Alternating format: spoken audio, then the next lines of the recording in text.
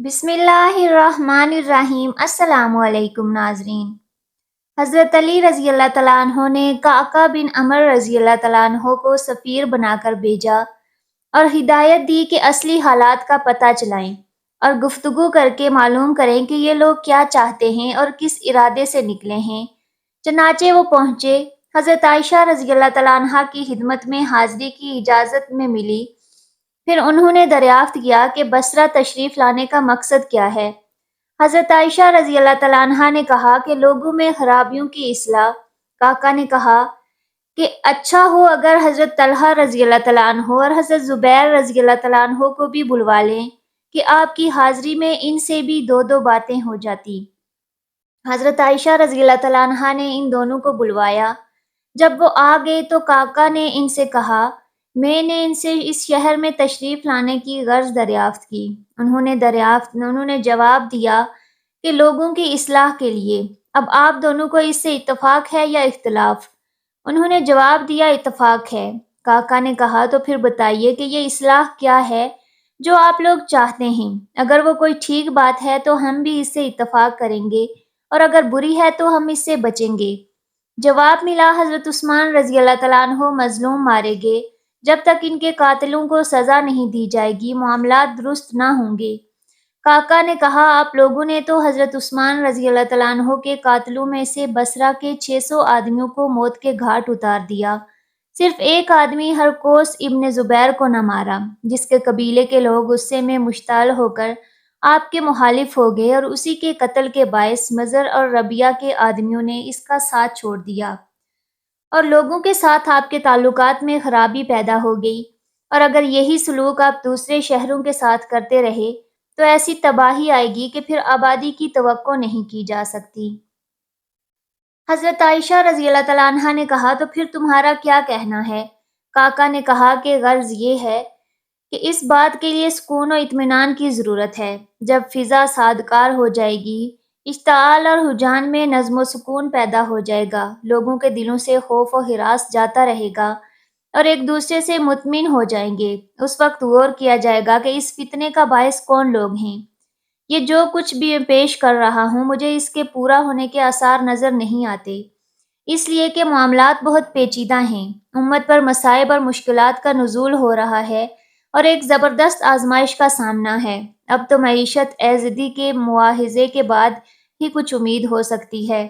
قوم نے آپ کی بات کو پسند کیا، یا یوں کہیے کہ قوم نے آپ پر ظاہر کیا کہ اس کو آپ کی بات پسند ہے اور کہا کہ ہم سب آپ کے خیال سے متفق ہیں۔ حضرت علی رضی اللہ تعالیٰ عنہ خیال لے کر آئے ہیں اگر، تو ہم ان سے ضرور اس پر مصالحت کریں گے۔ کاکا اس پر خوش ہو کر واپس آئے اور حضرت علی رضی اللہ تعالیٰ عنہ کو اپنی گفتگو سے باخبر کیا۔ وہ بھی سن کر بہت خوش ہوئے۔ بصرہ کے لوگ حضرت علی رضی اللہ تعالیٰ عنہ کے پڑاؤ میں آمد و رفت رکھتے تھے۔ ان میں سے جو ربی تھے وہ کوفہ کی قبیلہ ربی سے ملتے تھے، اور جو مصری یا یمنی تھے وہ مصری اور یمنی قبیلے کے لوگوں سے ملاقاتیں کرتے تھے۔ ان ملاقاتوں کا موضوع صحن اگر کوئی تھا تو یہی صلہ جوئی اور امن پسندی کی باتیں، اور وہ بھی اس طرح کے طرفین کے لوگ خیال کرنے لگے کہ بہت جلد معاملہ رفع دفع ہو جائے گا۔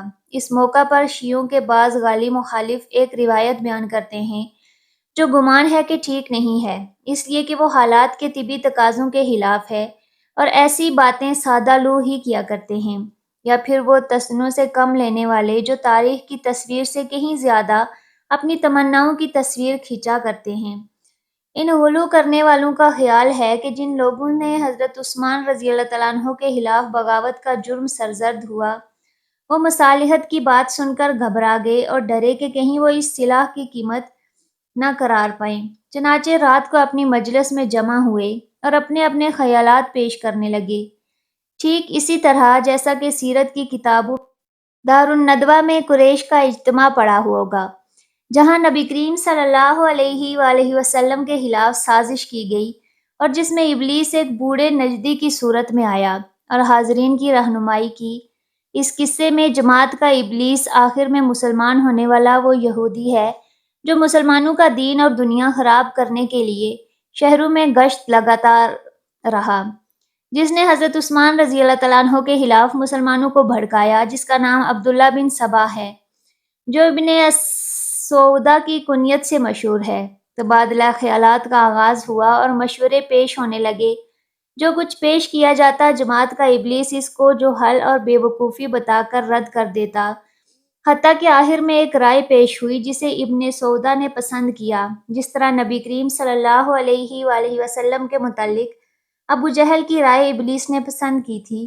وہ رائے یہ تھی کہ پوری طرح اپنی تیاری کر لو اور چپ چاپ بیٹھے رہو، جب فریقین اکٹھے ہوں حضرت علی رضی اللہ تعالیٰ عنہ کی بے خبری میں جنگ چھیڑ دو، اس طرح صلح کی راہ میں رکاوٹ نہ بن جا۔ قصہ آگے بڑھتا ہے اور بتایا جاتا ہے کہ قوم نے اپنے پروگرام کے مطابق عمل کیا۔ جیسے ہی حضرت طلحہ، حضرت زبیر اور حضرت علی رضی اللہ تعالیٰ عنہم نے صلح کی کارروائی شروع کرنی چاہی، ان لوگوں نے جنگ چھیڑ دی۔ اس قصے کے تردد میں کسی زیادہ کاوش کی ضرورت نہیں، اس لیے کہ اس میں کھلا ہوا تصنع ہے۔ حضرت علی رضی اللہ تعالیٰ عنہ اور ان کے ساتھی اتنے غافل نہیں تھے کہ انہی کے پڑاؤ میں غداری کی سازش کی جا رہی ہو، سازش کرنے والے خود انہی کے افسروں میں سے ہوں اور انہیں خبر تک نہ ہو۔ اس سلسلے میں اعتدال پسند مورخوں نے جو کچھ لکھا ہے وہ طبی تقاضوں کے مناسب ہے کہ قوم بصرہ کے قریب جمع ہوئی، فریقین میں بحث و مباحثہ ہوا، جس کا نتیجہ کچھ نہیں نکلا، پھر جو کچھ ہونا تھا ہو کر رہا۔ اہل علم مسلمانوں میں حضرت کعب رضی اللہ تعالیٰ عنہ ایک بڑے نیک اور راست باز عالم تھے۔ عہد جاہلیت میں وہ عیسائی تھے۔ اسلام نے حلقہ بگوش ہونے کے بعد ہمیشہ نیکیوں کے پابند، بھلائیوں کے طالب اور دین میں تفکر رکھنے والے رہے۔ اللہ اور بندوں کے ساتھ خلوص رکھا، چھوٹی چھوٹی باتوں پر اور دنیاوی ساز و سامان سے اونچے رہے۔ حضرت فاروق اعظم رضی اللہ تعالیٰ عنہ نے آپ پر اعتماد کیا اور بصرہ کا آپ کو قاضی مقرر کیا۔ حضرت عثمان رضی اللہ تعالیٰ عنہ نے بھی اپنے دور میں آپ کو باقی رکھا۔ حضرت علی رضی اللہ تعالیٰ عنہ کے حاکم نے بھی آپ سے کوئی تعارض نہیں کیا اور آپ بدستور بصرہ کے قاضی رہے، یہاں تک کہ فتنے کا زمانہ آ گیا اور حضرت عائشہ رضی اللہ تعالیٰ عنہ، حضرت طلحہ رضی اللہ تعالیٰ عنہ، حضرت زبیر رضی اللہ تعالیٰ عنہ کے ساتھ بصرہ آئیں اور حضرت کعب نے کوشش کی کہ لوگوں میں مصالحت کرا دے، لیکن وہ اپنی کوششوں میں کامیاب نہ ہو سکے۔ پھر انہوں نے چاہا کہ اپنے قبیلے اجدادوں کو کنارہ کشی پر اور بصرہ سے چلے جانے پر آمادہ کریں، لیکن یہ بھی نہ کر سکے۔ قوم کے سردار سویرہ ابن شیمان نے ان کو خطاب کرتے ہوئے کہا، معلوم ہوتا ہے کہ آپ میں پرانی نصرانیت کے اثرات اوندھ کر آ گئے۔ کیا آپ چاہتے ہیں کہ رسول اللہ صلی اللہ علیہ وآلہ وسلم کی حرم محترم کو ہم یوں ہی چھوڑ دیں؟ اس کے بعد حضرت کعب نے جب یہ دیکھا کہ قوم ساتھ نہیں دے رہی تو چاہا کہ خود اکیلے فتنے سے علیحدہ رہیں، لیکن یہ خواہش بھی پوری نہ ہو سکی، اس لیے کہ ام المؤمنین نے قسم دلائی کہ وہ ان کے ساتھ رہیں، لہٰذا وہ اپنے دینی جذبے سے متاثر ہو کر جماعت کے خیال سے آپ کے ساتھ رہنے لگے۔ وہ یا حضرت کعب سمجھ گئے کہ ام المؤمنین ساتھ رکھنے کی قسم دلا کر پناہ کا تقاضا رکھتی ہیں، چنانچہ ساتھ رہنے لگے۔ پھر بھی آپ کوشش کرتے رہے کہ لوگوں میں کسی طرح مصالحت ہو جائے۔ آپ کو اس کا خطرہ تھا کہ فریقین کہیں بالمقابل نہ آ جائیں۔ آپ کے خیال میں ایسا ہونا لڑائی کو دعوت دینا تھا، کیونکہ ایسے مواقع پر سنجیدہ لوگوں کی متانت دور ہونے اور نادانوں کو طیش آنے میں دیر نہیں لگتی۔ لیکن تیاری کی صبح فریقین بالقابل ہو گئے۔ حضرت علی رضی اللہ تعالیٰ عنہ درمیان میں آ کھڑے ہوئے اور گفتگو کے لیے حضرت طلحہ رضی اللہ تعالیٰ عنہ اور حضرت زبیر رضی اللہ تعالیٰ عنہ کو بلایا۔ تینوں اکٹھا ہوئے تو حضرت علی رضی اللہ تعالیٰ عنہ نے کہا، کیا تم دونوں نے میری بیعت نہیں کر لی ہے؟ جواب ملا، آپ کی بیعت ہم نے مجبوراً کی تھی، ہم آپ سے زیادہ خلافت کے حقدار نہیں ہیں۔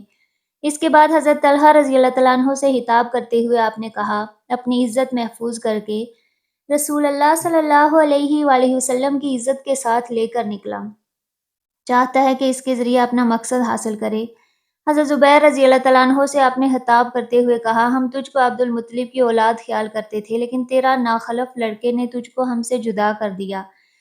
حضرت علی رضی اللہ تعالیٰ عنہ کا مطلب یہ ہے کہ عبداللہ بن زبیر رضی اللہ تعالیٰ عنہ نے، جو صدیق اکبر رضی اللہ تعالیٰ عنہ کی صاحبزادی اسماء کا لڑکا ہے، اپنی خالہ حضرت عائشہ رضی اللہ تعالیٰ عنہ کے ساتھ اور حضرت طلحہ رضی اللہ تعالیٰ عنہ تائی امی کے ساتھ نکل کر اپنی تائی امی پھوپھو کی طرفداری کی اور اس طرح کا کچھ خیال نہیں کیا کہ اس کا باپ حضرت زبیر بن عبد المطلب کی لڑکی صفیہ کا لڑکا ہے، جو رسول اللہ صلی اللہ علیہ وآلہ وسلم اور حضرت علی رضی اللہ تعالیٰ عنہ کی چچی ہیں۔ اس کے بعد حضرت علی رضی اللہ تعالیٰ عنہ نے زبیر رضی اللہ تعالیٰ عنہ سے کہا، تمہیں وہ دن یاد ہے جب تم سے رسول اللہ صلی اللہ علیہ وآلہ وسلم نے کہا تھا کہ تم ظالم بن کر مجھ سے لڑائی کرو گے؟ حضرت زبیر رضی اللہ تعالیٰ عنہ کو حدیث یاد آ گئی اور وہ فوراً متاثر ہو گئے۔ ساتھ ہی وہ حضرت علی رضی اللہ تعالیٰ عنہ اور رسول اللہ صلی اللہ علیہ وآلہ وسلم سے اپنی قرابت سے بھی متاثر ہوئے اور حضرت علی رضی اللہ تعالیٰ عنہ سے کہنے لگے، اگر مجھے یہ یاد ہوتا تو میں ہرگز نہ نکلتا۔ علی، اب میں تم سے کبھی نہیں لڑوں گا۔ حضرت زبیر رضی اللہ تعالیٰ عنہ ام المؤمنین کے پاس آئے اور کہا کہ مجھے اس معاملے میں معقولیت نظر نہیں آتی۔ حضرت عائشہ رضی اللہ تعالیٰ عنہ نے کہا، پھر کیا ارادہ ہے؟ حضرت زبیر رضی اللہ تعالیٰ عنہ نے جواب دیا کہ میں کنارہ کشی اختیار کرنا چاہتا ہوں۔ یہاں پہنچ کر مورخین میں اختلاف پیدا ہو جاتا ہے۔ کچھ لوگوں کا بیان ہے کہ اس کے بعد حضرت زبیر رضی اللہ تعالیٰ عنہ نکل پڑے اور ان کو ابن یرموز نے وادی میں حنف ابن حیث کی حکم سے بلایا، اس کے حکم کے قتل کر دیا۔ اور کچھ لوگ کہتے ہیں کہ ان کے لڑکے عبداللہ نے ان کو بزدلی کا طعنہ دیا اور کہا، ابن ابی طالب کے عالم دیکھ کر تم کو یقین ہو گیا ہے کہ اس کے نیچے تمہاری موت ہے، اس لیے تم بزدل ہو گئے۔ اس طرح کہہ کر ان کو غصہ اور اشتعال دلایا۔ تب حضرت زبیر رضی اللہ تعالیٰ عنہ نے کہا، میں نے حضرت علی رضی اللہ تعالیٰ عنہ سے نہ لڑنے کی قسم کھا لی۔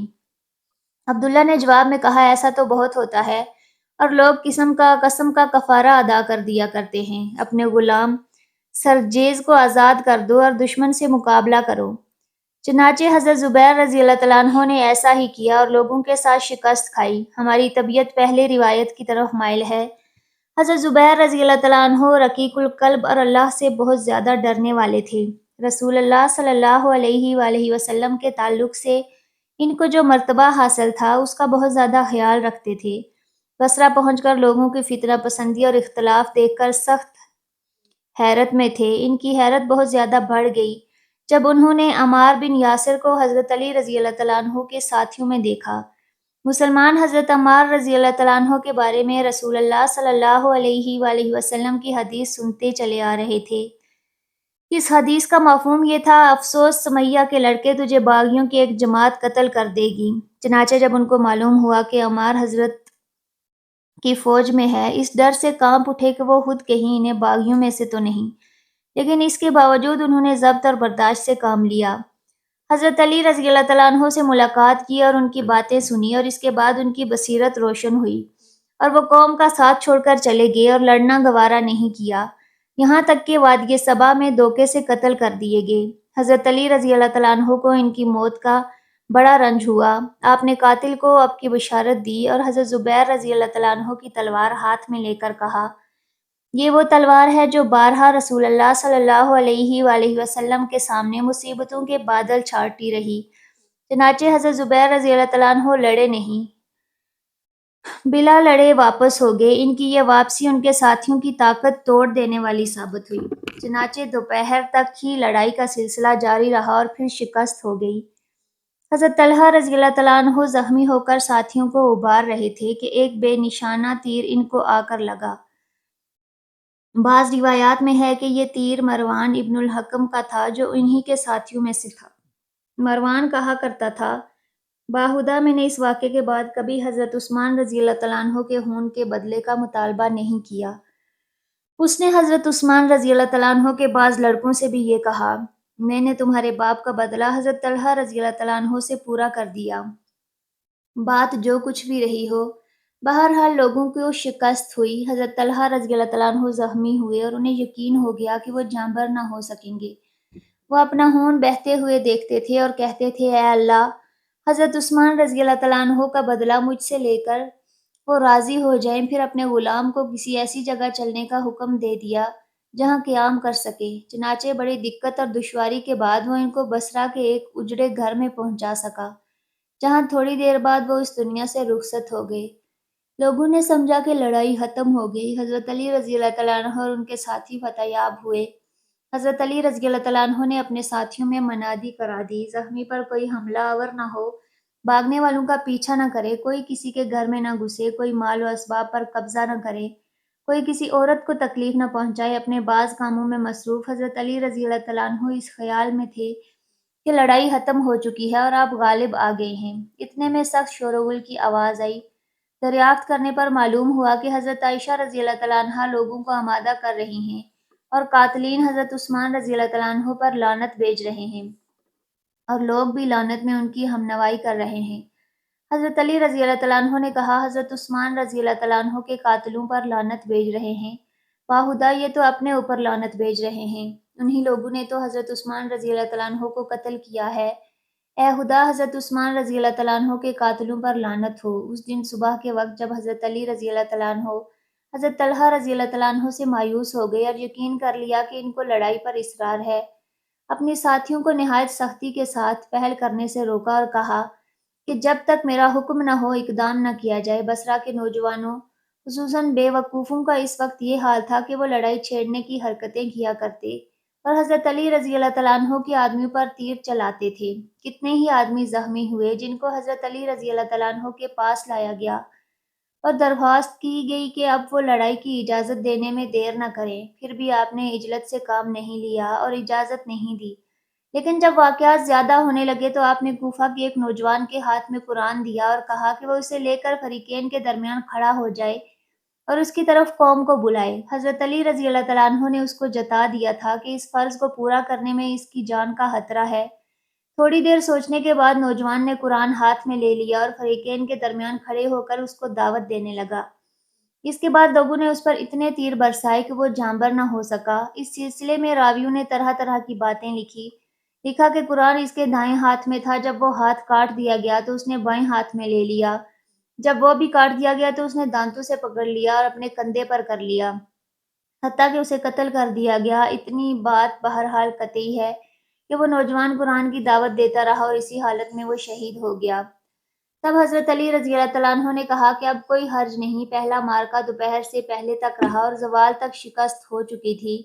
اس کے بعد حضرت طلحہ رضی اللہ تعالیٰ عنہ اور حضرت زبیر رضی اللہ تعالیٰ عنہ کی پرجوش حامی، جن کی قیادت غالباً حضرت عبداللہ بن زبیر رضی اللہ تعالیٰ عنہ کر رہے تھے، آئے اور ام المومنین حضرت عائشہ رضی اللہ تعالیٰ عنہا کو مسجد کے گھر سے نکالا، ایک ہودج میں سوار کیا اور زرہوں سے محفوظ کر دیا گیا۔ یہ ہودج آپ کے اس اونٹ پر رکھ دیا گیا اور پھر میدان معرکہ میں لایا گیا۔